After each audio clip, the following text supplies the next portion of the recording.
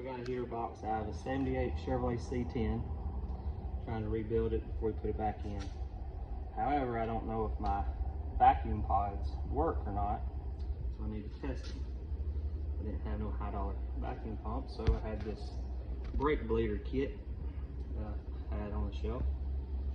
My line did not fit, there's a little bit holes, so I took a anchor, drywall anchor, and pushed it down in there.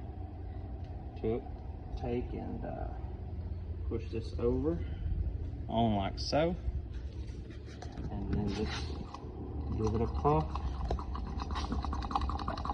Makes the door open, so I know it's working because it's got vacuum on it. I'm losing vacuum, that's why it's closing. I'm probably losing vacuum around this hose or in here somewhere, but I do know it'll work if you keep vacuum on it. So hit that, and it closes.